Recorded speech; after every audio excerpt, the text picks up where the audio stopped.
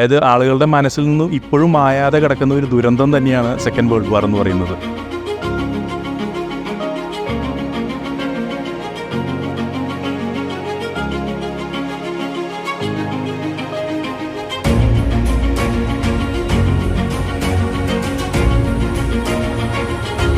യൂറോപ്പിൽ എല്ലായിടത്തും നമ്മൾ യാത്ര ചെയ്യുമ്പോൾ ഇതുപോലത്തെ പിക്ചറുകൾ നമുക്ക് കാണാവുന്നതാണ്. അതായത് ഒരു യുദ്ധം ആളുകളുടെ ജീവിതത്തിൽ എന്തുമാത്രം ഇമ്പാക്റ്റ് ക്രിയേറ്റ് ചെയ്യണമെന്നുള്ളത് നമുക്ക് പലപ്പോഴും മനസ്സിലാവും. ഇത് 1945 ഈ യൂണിവേഴ്സിറ്റിയുടെ ഒരു പിക്ചറാണ്.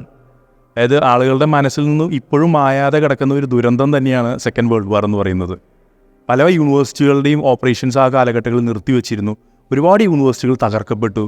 ഒരു ടോട്ടൽ ആ രാജ്യത്തെ തന്നെ ഇല്ലാതാക്കാനൊരു ശ്രമമായിരുന്നു അന്ന് നടന്നിരുന്നത് പലപ്പോഴും നമുക്ക് തോന്നിപ്പോവും. എന്തായാലും വളരെ ഒരുപാട് ചരിത്രത്തെ നമ്മളെ ഓർമ്മിപ്പിക്കും യൂറോപ്പിലെ ഏത് സ്ഥലങ്ങളിൽ നമ്മൾ യാത്ര ചെയ്യുമ്പോഴും, പ്രത്യേകിച്ച് വേൾഡ് വാറിൻ്റെ ക്രിയേറ്റ് ചെയ്തിട്ടുള്ള ഒരുപാട് ഇഷ്യൂസ്.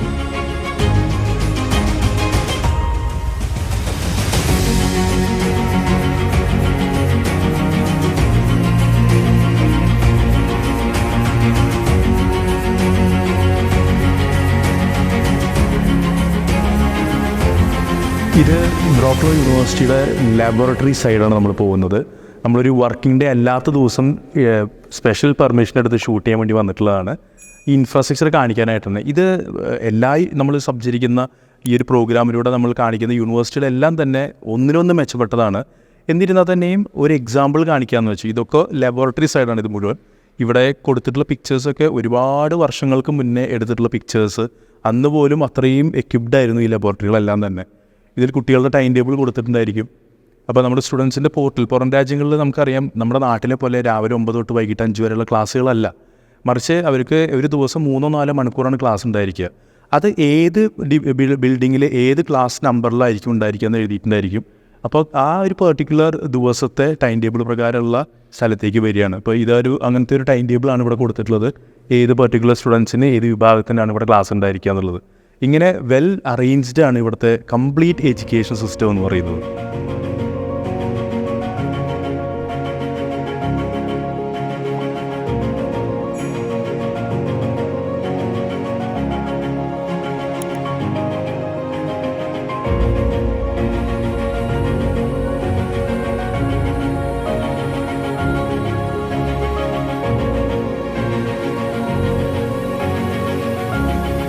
ഇതെല്ലാം തന്നെ ഈ ബ്രോക്ലോ യൂണിവേഴ്സിറ്റി സ്ഥാപിതമായ കാലം മുതൽ തന്നെ ഇവിടെ വർക്ക് ചെയ്തിട്ടുള്ള പല കാലഘട്ടങ്ങളിൽ വർക്ക് ചെയ്തിട്ടുള്ള റെക്ടർമാരുടെ, അതായത് നമ്മുടെ നാട്ടിലെ പ്രിൻസിപ്പൾ എന്ന് പറയാൻ വേണമെങ്കിൽ, ആ ആളുകളുടെ പിക്ചേഴ്സാണ് വരിയായി കൊടുത്തിട്ടുള്ളത്.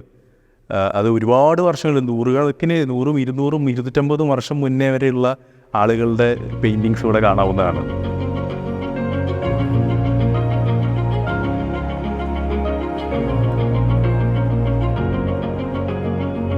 യൂറോപ്പിലെ എല്ലാ യൂണിവേഴ്സിറ്റികളും നമ്മൾ യു ക്യാൻ ഫ്ലൈ പരിചയപ്പെടുത്തുന്ന എല്ലാ പബ്ലിക് യൂണിവേഴ്സിറ്റീസിലും നോട്ടബിൾ അലുമിനൈ എന്ന് പറയുന്ന ഒരു വിഭാഗത്തിൽ നോക്കുകയാണെങ്കിൽ നമുക്കറിയാവുന്നതാണ്. എല്ലായിടത്തും നമുക്കറിയാവുന്ന 1-2 പേരിലും കാണുമെന്നു നമുക്കറിയാവുന്ന, എനിക്ക് തോന്നുന്നു ഒരുവിധം നല്ല ശതമാനം ആളുകൾക്ക് അറിയുണ്ടാവും. 1931 കോളിൽ നിന്നും സിന്തറ്റിക് ഫ്യൂവൽ കണ്ടുപിടിക്കുന്ന ഒരു വലിയൊരു ഇൻവെൻഷൻ നടന്നത്. ആ ഒരു ഇൻവെൻഷൻ നടത്തിയ പ്രശസ്തനായിട്ടുള്ള ഫ്രെഡറിക് ബർഗസ് എന്ന് പറയുന്ന വ്യക്തി, അദ്ദേഹം ബ്രോക്ലോ യൂണിവേഴ്സിറ്റിയിലെ ഈ ഒരു കെമിസ്ട്രി ഡിപ്പാർട്ട്മെൻറ്റിലാണ് പഠിച്ചിറങ്ങിയിട്ടുള്ളത്. അപ്പോൾ ഇതുപോലത്തെ എല്ലാ യൂണിവേഴ്സിറ്റികളിൽ പോകുമ്പോഴും നമുക്കറിയാവുന്ന 1-2 പേരുകൾ, വ്യത്യസ്തമായിട്ടുള്ള പ്രശസ്തരായിട്ടുള്ള ആളുകളുടെ പേര് കാണാൻ സാധിക്കുന്നതാണ്.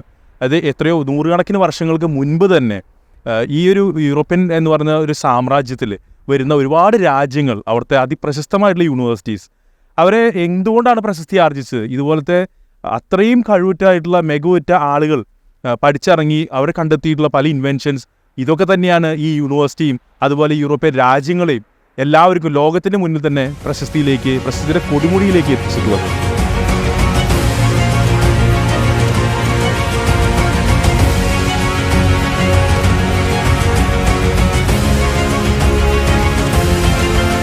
ഇതാണ് ബ്രോക്ലോ യൂണിവേഴ്സിറ്റിയുടെ കെമിസ്ട്രി ഡിപ്പാർട്ട്മെൻറ്റ്. ഇവിടെ നിന്നാണ് ഒരുപാട് അതിപ്രശസ്തമായിട്ടുള്ള, ലോകം തന്നെ തിരിച്ചറിഞ്ഞ, ബ്രോക്ലോയെയും ഇവിടുത്തെ കെമിസ്ട്രിമാരെയും തിരിച്ചറിഞ്ഞിട്ടുള്ള പല ഇൻവെൻഷൻസും നടന്നിട്ടുള്ളത് ഈ ഒരു ബിൽഡിങ്ങിൽ നിന്നാണ്. അതായത് നമുക്കറിയാം, നൂറുകണക്കിന് വർഷം പഴക്കമുള്ള പല യൂറോപ്യൻ യൂണിവേഴ്സിറ്റീസും അത് ഒരിക്കലും തന്നെ നമ്മൾ ഇന്ന് കാണുന്ന അവസ്ഥയിലുള്ള ഒരുപാട് ഏക്കർ കണക്കിന് ക്യാമ്പസും ബിൽഡിങ്ങുകളായിട്ടുള്ള അവസ്ഥയിലേക്ക് അന്ന് തുടങ്ങുമ്പോൾ ഉണ്ടായിരുന്നില്ല. പലപ്പോഴും 1-2 ബിൽഡിങ്ങും 2-3 ഫാക്കൽറ്റീസും മാത്രമായിരിക്കും അന്ന് തുടങ്ങിയിട്ടുണ്ടായിരിക്കുക. പിന്നീട് അത് കാലക്രമേണ എസ്റ്റാബ്ലിഷ് ചെയ്ത് ഡെവലപ്പ് ചെയ്ത് വരുമ്പോഴാണ് പല പല ക്യാമ്പസുകൾ പല സ്ഥലങ്ങളിൽ തുടങ്ങുന്നത്. ഈ ഒരു റോക്ക്ലോ യൂണിവേഴ്സിറ്റിയുടെ ആദ്യകാല ബിൽഡിങ്ങുകളിൽപ്പെട്ട ഒന്നാണിത്. അതായത് 300 ശിലാനം വർഷം പഴക്കമുള്ള ഈ യൂണിവേഴ്സിറ്റിയുടെ ഏറ്റവും ആദ്യകാലം മുതൽ തന്നെ ഈ ഒരു ബിൽഡിംഗ് ഉണ്ടെന്നർത്ഥം.